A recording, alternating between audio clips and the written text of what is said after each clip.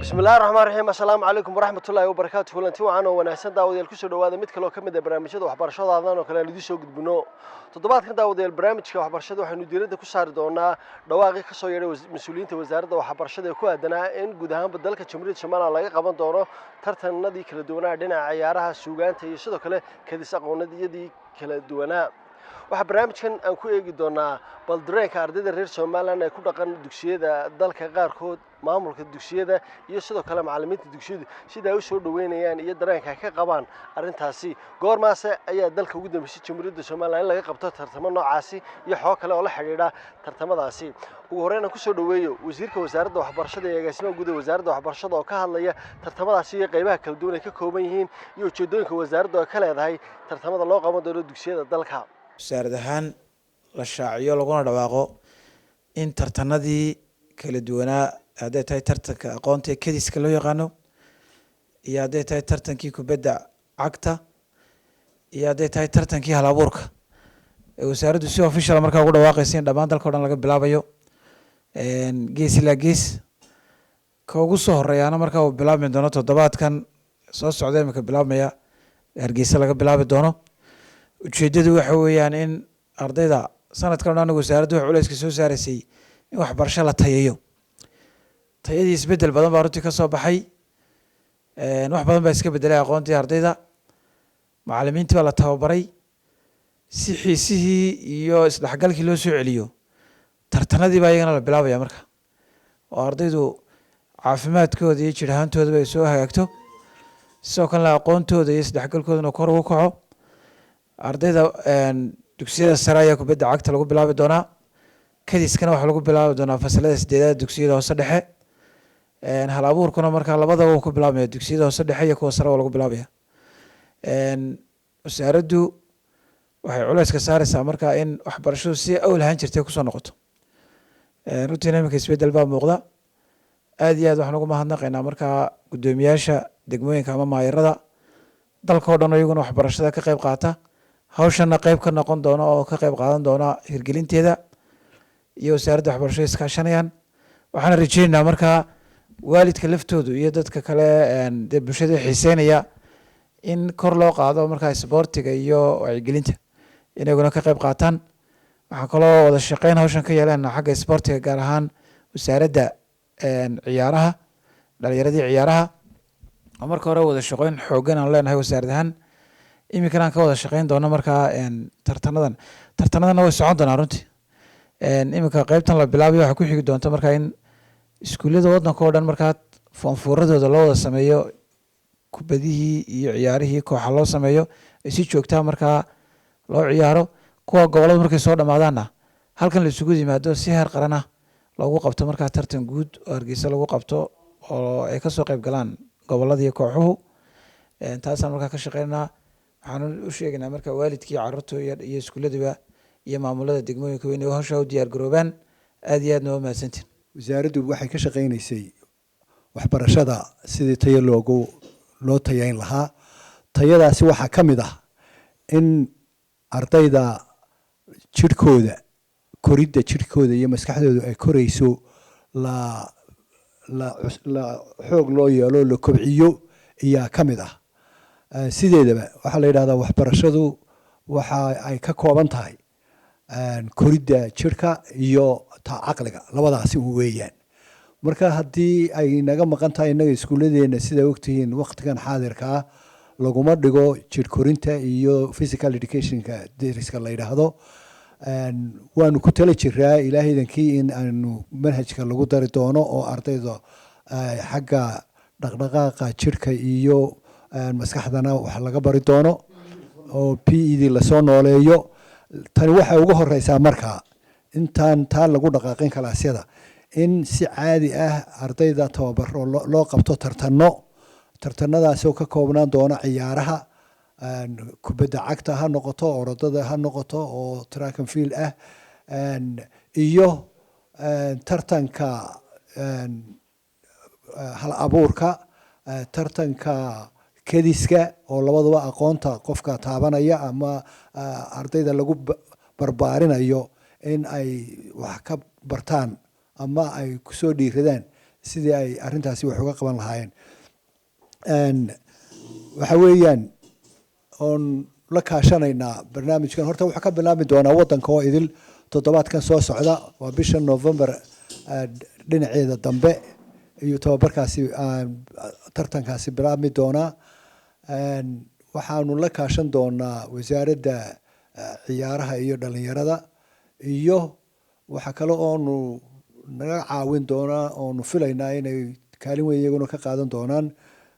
guddoomiyeyaasha gobolada iyo meeyaraduna inay gacan ka geysan doonaan waxaanu doonaynaa markaasi inaanu bilowno tartankaasi oo loo qaban doono iskuullada publica iyo privateka iskuullada intii isdiiwaangelisay ee xeerka wasaaradda ku socota ee ogol iyo iyaguna ka qaybgeli doona ciddii private ee aan isdiiwaangelini ka qaybgeli maayaan tartankaasi waxaa kale oo aan halkan ku xusaynaa in aanu wiigan soo socda haddii alla yidhaahdo aanu bilaabi doono waxaa lagu bilaabayaa fasalada dugsiyada sare ee 1 ama 2 fasalka 1 iyo ka 2 tartankan aakhirkiisana ama marka dambe wuxuu ku dhammaan doonaa in dugsiyada sare fasalka 3 iyo ka 4 iyagana loo qabto tartanadaasi kala duwan ee ciyaaraha kediska iyo hal abuurka intaasoo dhan iyo wasaaraddu ay ku dhaqaaqaysaa annaga oo rumaysan in intaasiba ay qayb ka tahay tayeynta waxbarashada ay qayb ka tahay markaan intaasi daawadal kaga nimaadno mas-uuliyiinta iyo ujeedooyinka ay ka leeyihiin tartankaasi xafiiska imtixaanka qaranka jamhuuriyadda Soomaaliya waxaa muddooyinkii u dambeeyay ka howlanaa la dagaalanka qishka iyo tayeynta waxbarashada qaranka jamhuuriyadda Soomaaliya sidee ay u arkaan tartankaasi mas'uuliyiinta xafiiska imtixaanaadku mise ku garab taagan wasaaradda waxbarashada in taas ay qayb ka noqon doonto kor u qaadidda tayada iyo aqoonta ardayda reer Soomaaliya ku dhaqan dugsiyada waa kan gudoomiyaha xafiiska imtixaanka qaranka oo si diiran soo dhaweeyay arrintaasi isla markaasina ka warramaya qaybaha jidhiska carruurta iyo caafimaadka ciyaaruhu ay u leeyihiin waa arrin aad iyo aad loogu baahnaa runtii anu yaroo tusaale baan ka hadli doonaa bahasha horta waxaan oo taasina ku socoto dhiirigelin carruurta dadka waxa loo diyaariyay dadka la rabay inay ka faa'iideystaan baan u sheegayaa waxa weeye ninka hadduu kubadda ciyaaro waxa weeye xataa gabowgiisu uu ka fiicnaanaya kan kubadda ciyaarin anu taas baan horta idiin sheegayaa waxa weeye hore uma leeco waxa weeye qaar badan baa imika waxay aniga igu yiraahdaan wadaa u soo digan weli da'da yar leh waxaan is iraahdaa waa kubadda ciyaar jirtaa ciyaartooy baan ahaa runtii weliba koobo badan u soo hooyay Gabiley iyo Wajaaliya deegaanka aan runtii ardayga ka ahaa marka waxa weeye ardaygu kubadda markuu ciyaaro waxa weeye horta wuxuu noqonayaa nin bulshaawiya oo baranaya dadka sida loo dhaxgalo iyo sida wax loo taro ee loo caawiyo dulqaadkana waa lagu bartaa kubadda sabirka lagu bartaa marka waxa weeye balwadahana runtii way la dagaalantaa marka sidii uu agaasimuhu ka dhawaajiyay waa arrin aad iyo aad runtii u wanaagsan maadaama la dagaalankii cheatingka iyo bootinta iyo aynu arrimahaas oo dhan ku soo guuleysanay oo imika iskuuladeena nadiif yihiin runtii oo moodo imika waxa weeye wixii imika sanadka ka dambeeya anaguna ka xafiis imtixaanaha inaan nasanayno iyo u muuqataa oo ardaydii bootintii way naga soo nadiifoobaysaa oo nadiif bay soo noqotay runtii dadkuna way la fahmeen imika oo arrintii waa la isla gartay marka in xaggii kale bulshada loo soo jeesto runtii waxaan aad iyo aad noogu mahadinayaa wasaaradda waxbarashada ugu horeeyay wasiirka iyo agaasimaha guud ayaan runtii aad iyo aad oo aad moodo inay mar walba u fikirayaan sidii wasaaraddu runtii horumar ku gaari lahayd waana arrin loo baahan yahay waxaa loo baahan dadka mas'uulka inuu mar walba markuu tallaabo ka baxo inuu yiraahdo maxaa kuugu xigi doona marka waxaan aad iyo aad runtii mar labaad iyo mar saddexaad ugu hambalyeynaya wasiirka iyo agaasimaha inta badan iyaga dee soo hal abuura runtii oo wixii kolba lagu tallaabsanayo keena waa arrintii ugu qiimaha badneed iyaduna runtii marka waxbarashadii laga yimaado waa arrintii waa caqli saliim fi jism saliim marka wax way caqliga wanaagsan marka caruurteena si ay balwadii wax uga maaranto waxaan kula talin lahaa maamulayaasha iyo macallimiintana inay mataqaanaa nooleeyaan oo xiisadii BE-da waliba hal abuurka arday fara badan oo talentkoodu halka ku soo baxaya jira oo imika aan xishoonayo oo aamusan dayaxaan ku soo aragnay daligi dhaweytan socolay yaani ardayga hadii xor loo u noqdo inuu wax abuuro yaani inaan qaar baan magacyo soo bixinay ani iyo wasiirka iyo kooxdii tagtay baan waan runtii waan soo tacajibnay runtii ardaydu halka ku nool sida ay u nool yihiin kasoo inuu gaari karin iyaga way iskuulka kaliyan hal moobil aan dhexdiisa lagu arkay inuu ardaysito marka waa arrin mucjiso ah runtii oo ku dayashada marka waxaan lahaa arrinta ayaan la dhayarsan aniguna kulli waxaanu ka mid noqon doonaa ragga arrinta aad u dhiiri gelin doona oo ka warhayn doona maadaama ciyaartooyga hore cuslaaday nahay waan wasaaradda waan kula shaqeynaa hawsha aad baa wasaaraddu anigu soo dhaweynayaa runtii waxaan leenahay kediskuna waxa weeye wax fara badan oo dhaqan ahaan iyo cilmi ahaanba kaa maqan baad ka faa'iidaysanaysaa runtii waxa weeye tan knowledge oo dhan halka kediska ayaa laga bartaa marka waxaan ardayda leeyahay waan nasiibkiina waxa weeye waa fiican baa idin bariyay oo cusboonaaday marka waxa weeye u diyaar garooba arrinta wasaaradda runteedii ku deeqday u diyaar garooba waliba wasaaradda u duceeyo oo hambaliyeeya hana loo diyaar garoobo ogahay ardaydu aad baa arrinta xiisayn doontaan waxaa daawadeel inta barnaamijkeena ku guda jirnaa jecelahay in marka la isweydiino goorma ayaa tartamada ugu dambeysay noocan oo kale ah in Soomaaliland laga qabto maxayse ku soo kordhinaysaa dugsiyada waxbarashada waa kan qaar ka mid ah maamulayaasha dugsiyada iyo ardayda oo jecel dareenkooda in halkan kula wadaagno magacaygu waa Guleed Fiidaan maamulaha dugsiga sare ee Faarax Umar marka hore ka mahad celinayo booqashada noogu timaadeen dugsiga dhexdiisa talabaadeen danka hadlo hadalkee dhamaan wasiirku soo saaray wasiirka wasaaradda waxbarashadu ee hadii la bilaabayo tartamadii kadishadii aqooneedkii kubadii maxay gabayadii waa arrin horta marka hore aan aad u soo dhaweynayo iyadoo oo muddo imika laga joogo muddo aan dhaweyn ay noogu dambeysay oo inta fiilka waxbarashada ku dhex jira imika waa ilaa 19 sanadood muddadii ugu dambeysayna waxay ahayd markii anigu aan dhigan jiray dugsiga sare intaan ka xasuustay anigoo dugsiga sare 26 baan dhigan jiray waqtigaas ugu dambeeyay tartan kubadeed oo wasaaraddu ay soo abaabusho loo qabtay iskuulada dawliga ah marka runtii waxay noqonaysaa waa istixgal loo sameeyo ardaydii ay isbaranayso istixgalayso wax weyn oo ka taraya kor u qaadida tayada waxbarashada ardayda marka runtii markaan ka hadlo kubadda iyo tartanka kale ka shaqooneedka dugsi ahaan anagoo labadaba u diyaara waa tallaabo fiican oo hore loo qaaday korna u qaadaysa tayada waxbarashada ay sanadkan doonayso inay wasaaraddu wax badan ka bedesho anu muddaymka 6 sanadood baan maamulaha 5 sanadood gacmo dheeraad ka maamulaha 5 sanadood baan tartamay 4 jeer burcaan tagnay marna caynabaan inta jeerna way noo yimaad imika sanadka markii iskuulka la soo bedelayna tartanka halkii waan ka sii wado sanadka markuu bilaabmay 4 walba ardaydeedu way tartanta inta reeraayga fadhida waa intaan u soo xulay inay burca la soo tartamaan burcana waxay kala soo tartamaan iskuulka burca ugu weynaa 4,000 ardayda Sheekh Ibrahim Layla ay la soo tartamaan ay dugsigii gacmo dheer ay la soo tartamay kuwana isagu bay la soo tartamay tartankii anagu aan marka hore weyn maadaama la shaaciyay Soomaaliland oo dhan dugsiyada tartamaan aad waan ku faraxsanahay guulada waa ka soo hoyn doona kubadda cagta la diyaar baan hal abuurayaashina diyaar baan 5 sanadood ka hor baa ugu dambeysay wax tartamayo berigii waxa ugu dambeysay lagu tartamo jeeb beerta xorriyada waa keedisa kaale waran cad haystay wasaaradda waxbarashada xasan qaarna gudoomiyaha toban sanadood ka hor baa ugu dambeysay laakiin 6 sanadood maamulka anagu tartankayga waan wadanay imka la diyaar baan dhinaca kubadda cagta kala goor ugu dambeysay lababa garanayo 10 sanadood baa ugu dambeysay kubadda cagta la ciyaaro waxaan ahay arday kamid ah ardayda dhigata Faarax Umar waliba galaaska form 4 waxaana galaaska especially galaaska form 4B boys anigu tartanka waxaan u arkaa markaan u hadlayo afka ardayda tartan aad saameyn nagu yeelanaya gaar ahaan dugsiga Faarax Umar maamul iyo macallimiinba tartankaasi waxa uu sameynaya isdhexgal iskuullada kala baranayno annagu aan isbarano aqoon iyo kubaddaba iyo halabuuradaba inta way nagu jirtaa annaga waxaana naga mid ah arday intaba u diyaara qaar kubadda u diyaara qaar aqoonta u diyaara qaar halabuuro leh intaba waana laga helayaa insha allahu tacaala waxaan soo dhaweynaynaa annagu tartankaas iyo hawlqabadka ay wasaaradda waxbarashadu samaysay iyo maamul iyo macallimiinba ku hawleeyihiin soo dhaweyn aad iyo aan u sameynaa mar haddaan nahay ardayda Faarax Umar Secondary School. fikirkan ka qaba ay ah in noo sameeyaan wasaaraddu tartan in la isdhex galo fikirka aad iyo aad baan soo dhaweynaa wasaaradana aad baan uga mahad celinaynaa guud ahaanba waana fikir aad iyo aad u wanaagsan baan leeyahay aniga fikir ahaantayda waanu leenahay arday ka qayb gasha oo talent u leh inay soo baxaan iskuulkeedana kor u qaadaan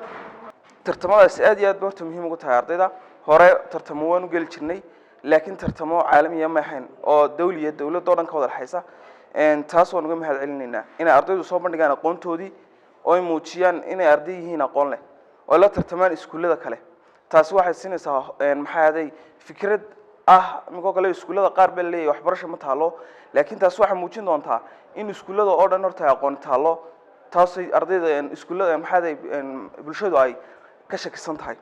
marka waxaan uga mahad celinayaa warin wasiirka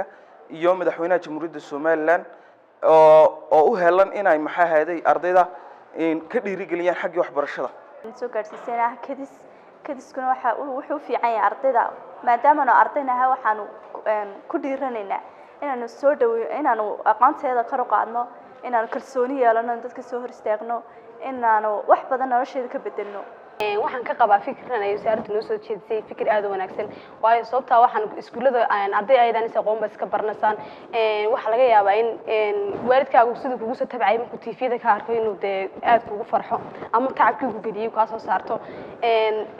walaa xaslay fikirkaas waa fikir aad u wanaagsan waan leenahay arday nooga qayb gasha haglaas gaar ahaan waxaan nahay geerliskaas uu nagu badaya aad habla gabyaaya daawadayaal weli waxaan ku guda jirnaa inaan idiin soo gudbino barnaamijkeena aan ku eegnay sida ardayda reer Soomaaliland ay u taabatay arrinta wasaaradda waxbarashada ku dhawaaqday ku hadlaan tartamada kala duwan ee dhinaca ciyaaraha suugaanta iyo kadis aqoonadyadaasi waxaan ku tuganay qaar ka mid ah dugsiyada dawliga gaar ahaan dugsiyada hoose dhexe waxaan jeclahay inaan ardaydaasi aan weydiiyo magacooda iyo sidoo kale aragtida ay ka qabaan baaqaasi wasaaradda ee ku aadan in la qaban doono tartamadaasi magacaygu waa Daabac Abdulshiid Sufkana socota dugsiga hoose dhexe Sheekh Madar gaar ahaan gobolka Maroodijeex caasimadiisa Hargeysa haddaan aragtidaan ka dhiibto kadisyada la soo bandhigtay wasaaradda waxbarashadu aniga gaar ahaan anaga ahaan dugsiga Sheekh Madar aad iyo aad baan ugu faraxsanahay waxaan u arkaa wasiirka waxbarashadu inuu dhiirigeliyo maanta ka hooseeya iyo ka sareeya inay isku mid yihiin iskasina ka dhigayo aniga shakhsi ahaantayda iyo dugsi ahaantaydaba haddaan ahay dugsiga Sheekh Madar shakhsi ahaantayda waxaan aaminsanahay inuu kobaca iyo aqoontooda uu kor u soo qaadayo waana ku faraxsanahay mar walba hiiliyo hoobaan ula garab taagnay wasaaradda waxbarashada laakiin waxaan hubaa haddii la dhiirigeliyo ardaydaas oo lagu yiraahdo waxa maanta wad samayn karaysaa ee la soo saaro waan karayaa waan ognahay inay joogaan ardaydaas hal abuurka sidoo kale kubadda cagtana waan helinaa diyaar baan nahay haddii mar walba waxa jirta garoonka iyaga anaga waa lagu ciyaaraa ardayda xarifiinana waan leenahay arday xarifiinana waan leenahay kubadda cagta ay xarifiin ku ah sida xagga kale aqoonta saddexdaba anagu waan leenahan oran karaa magacaygu waa Xuseen Cali Jacaale anoo ka socda dugsiga hoose dhexe Sheekh Madar gaar ahaan gobolka Maroodijeex gaar ahaan magaalo madaxda Hargeysa anagoo leh arday wasaaradda aad iyo aad bay mahadsantahay waa kadisyada ay qabatay awal baan uu kadisyo waan qaban jirnay iskuulkaaga arbaca walba tartan waa laga qabtaa burcana waan tagnaa iskuulo fara badan waan la soo tartamnay taa waxaan leenahay wasaaraddu aad iyo aad bay mahadsantahay in aan la tartamno iskuulada barafadka maanta waxay wasaaraddu muujinaysaa in ay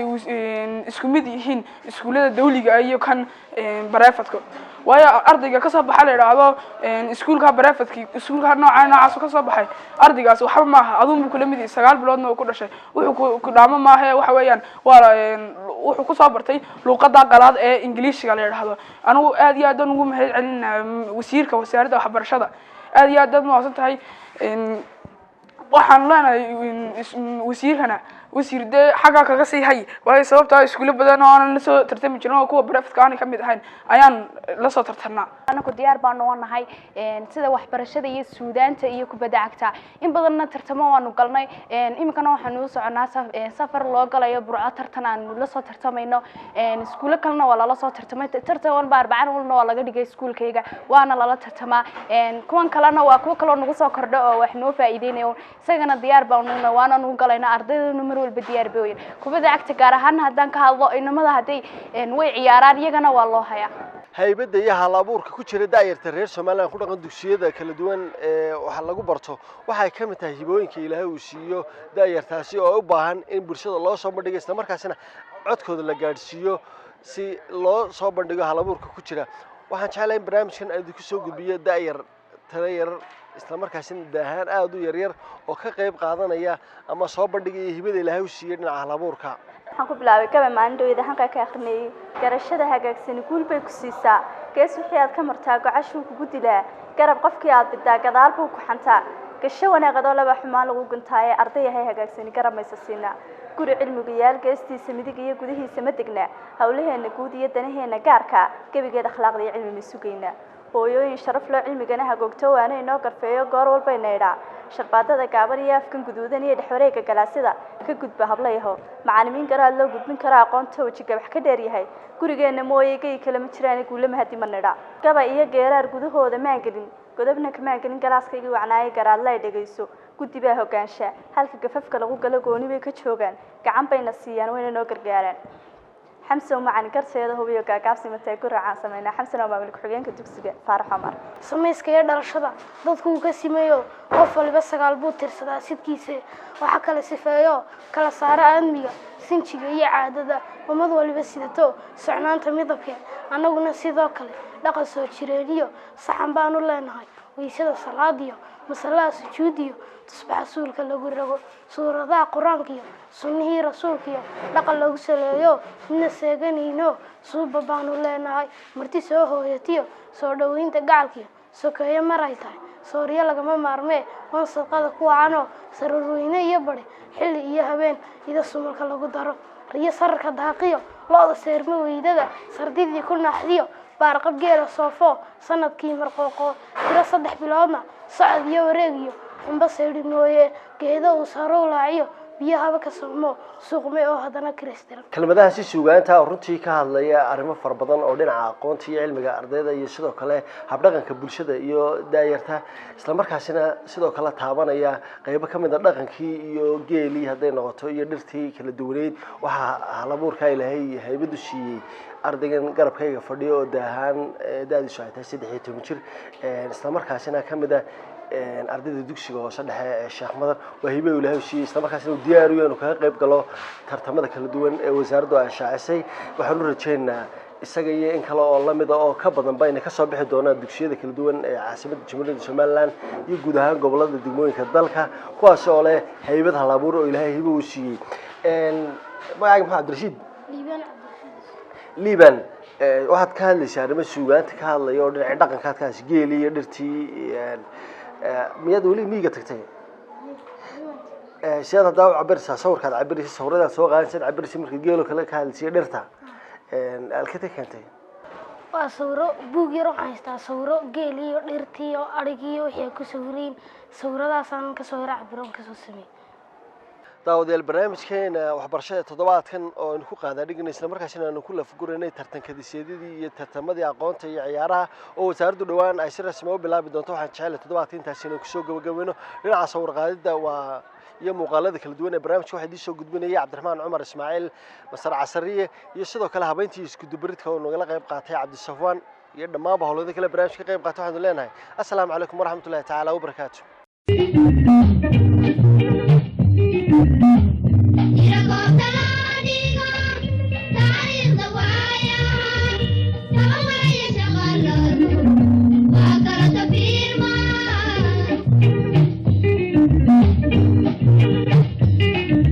Shani wa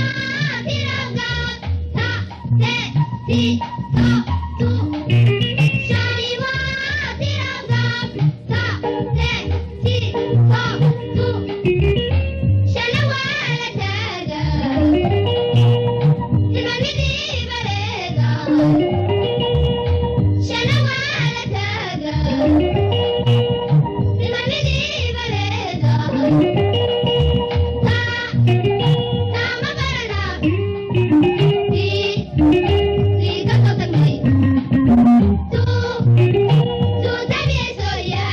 Thank you.